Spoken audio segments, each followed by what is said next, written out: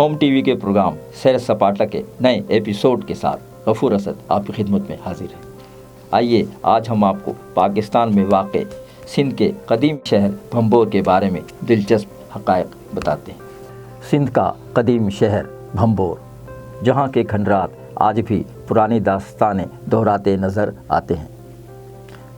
آپ کراچی سے بذریعہ نیشنل ہائی وے سفر کریں تو 65 کلومیٹر طے کرنے کے بعد سندھ کا قدیمی تاریخی روایات کا امین شہر بھنبور آپ کو خوش آمدید کہتا نظر آتا ہے۔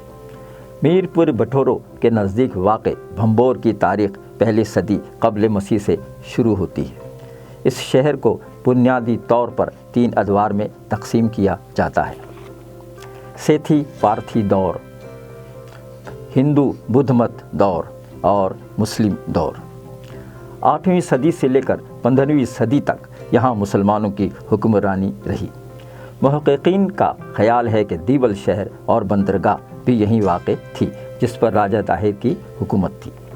مسلمانوں کے تجارتی جہاز لوٹنے اور مسلم مرد و خواتین اور بچوں کو قید کر دینے کی اطلاع پر 8ویں صدی میں نوجوان مسلم سپہ سالار محمد بن قاسم اس شہر پر حملہ آور ہوا اور راجہ طاہر کو شکست دینے کے بعد اسے مسلم حکومت کا حصہ بنا دیا۔ بھنبور میں جہاں آپ کو قدیم قلعے کے کھنڈرات، دیول کی بندرگاہ، نمک کی جھیل، 727 سالہ پرانی مسجد کے آثار نظر آئیں گے، سسی کا گھر بھی کھنڈرات کی شکل میں سسی کی داستان محبت دہراتا دکھائی دے گا۔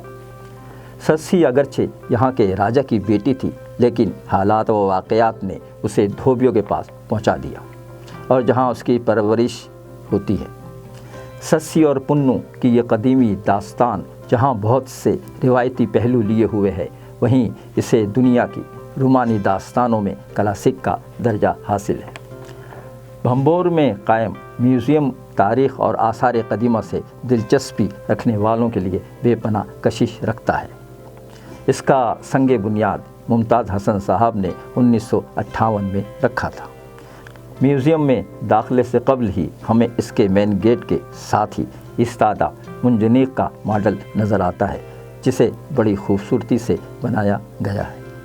منجنیق وہی ہتھیار ہے جس میں پتھر رکھ کر دشمن کے قلعے کے اندر پھینکا جاتا ہے، اور یہ وہی ہتھیار ہے جس نے وقت کے ساتھ ساتھ ترقی پا کر توپ کی شکل اختیار کی۔ محمد بن قاسم کے ساتھ کئی منجنیقیں تھیں جنہیں وہ اپنے ساتھ عرب سے لائے تھے۔ چنانچہ ایک منجنیق کے ذریعے قلعے کے اندر لہراتے ہوئے پرچم کو گرا دیا گیا، جس کے بعد قلعے والوں کے حوصلے ٹوٹ گئے اور انہوں نے شکست تسلیم کر کے قلعہ مسلمانوں کے حوالے کر دیا۔ میوزیم میں اس جنگ کی بھی واضح عکاسی کی گئی ہے۔ میوزیم میں بھنبور کی کھدائی کے دوران برآمد ہونے والے مختلف ادوار کی اشیاء بھی رکھی گئی ہیں، جن میں پیالے، مٹکے، تھالیاں، سراہیاں، گلاس، اناج کے برتن، چکیاں، ناپ تول کے بانٹ، چاندی اور سونے کے زیورات اور لوہے کے اوزار شامل ہیں۔ سیاحوں کی سہولت کے لیے میوزیم ہی سے متصل canteen, wash room, parking area اور گیسٹ ہاؤس کے علاوہ خوبصورت سبزہ زار بھی موجود ہیں۔ سبزہ زار جس میں رنگ برنگے پھولوں سے لدے پودے اور گھنے سایہ دار قدیمی درخت مہمانوں کو اپنی طرف متوجہ کرتے نظر آتے ہیں۔